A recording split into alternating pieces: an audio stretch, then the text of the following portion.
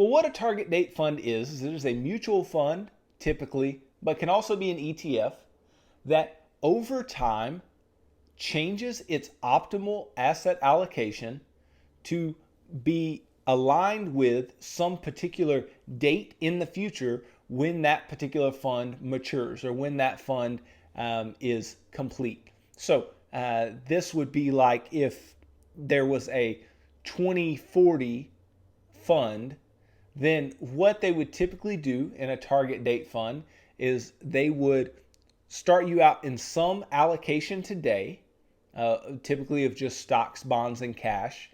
And they would start you off in some allocation, and then as time went on, they would make that allocation more and more conservative, meaning more and more towards bonds and cash, until you got to the point of that 2040, in which case the fund would no longer be investing the funds in a way that was trying to decrease risk over time.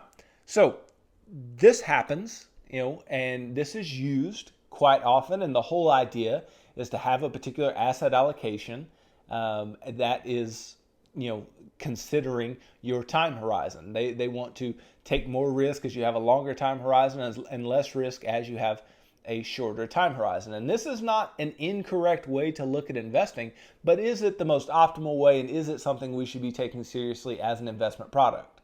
Now, many people use target date funds for things like retirement. That would be an obvious use of a target date fund because you have some point in the future at which you want to retire. Therefore, you can set a target date fund or you can purchase a target date fund with the end date near when you want to retire and invest in that way.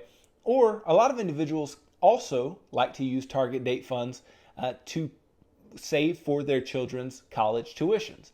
And this makes a lot of sense too, because if your child is born, then you know that 18 years later, in a typical child, today that's going to school right out of high school, then it'll be time to pay for college. And so you would want a target date fund that's about 20 years because they go in increments of 5 years typically. You would want a target date that is 20 years past your current year. You may be able to line it up depending on what year you're in. You may be able to line it up perfectly with the year in which they should be going to college given absolute normal circumstances. And so these are particular uses for the target date retirement fund or the target date fund. See, they're even called target date retirement funds in a lot of cases.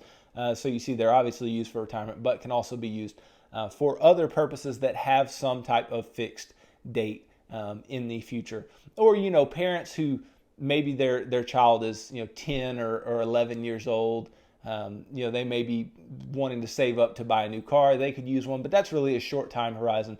Target date funds are better used over a long time horizon. And so let's dig in a little more into how they work, what they do, and we can really determine, are they good investment choices for us to have?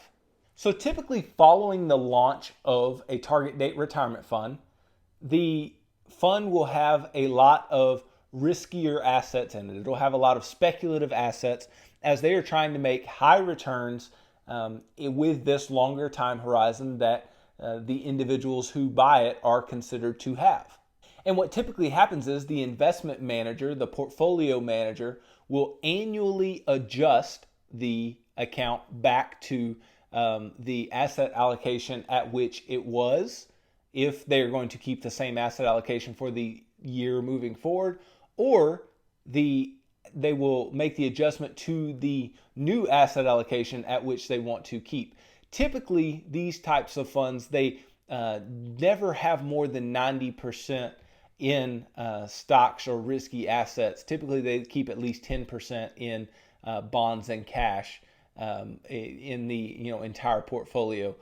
But if they start, let's say, with 90% in stocks and 10% in bonds and cash, and then stocks outperform to a point where now that's 95% of the portfolio, well, they'll bring it back to 90 at the annual adjustment. Or if bonds outperform, they'll bring it back to 10. Or if bonds underperform, they'll bring it back up to 10. So all those things occur when we're talking about that annual readjustment. Or if they want to go from a 90-10 allocation to an 80-20 allocation, where they're 80% stocks, 20% bonds and cash, things like that, then what they may do is they may go, okay, I'm at this 90-10, and let's say it even got up to 95-5, like I said, well, then they wouldn't just adjust back down to 90-10, they would adjust all the way to an 80-20 if it were time in their predetermined schedule of investment allocation changes to go ahead and make that change.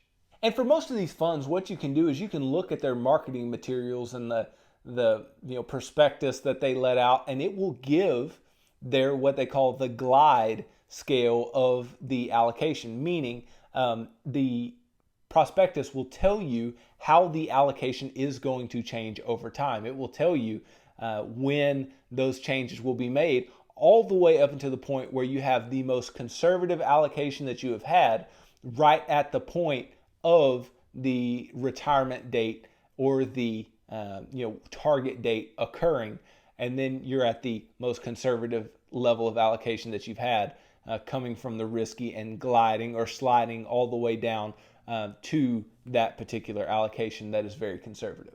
And as I've said, some of these target date funds will cease to exist once they hit the target dates, but many of them are known as through funds, to where they continue to exist, but they continue to exist at a very low risk level, a very low risk allocation, very similar to that of the portfolio when the target date is reached.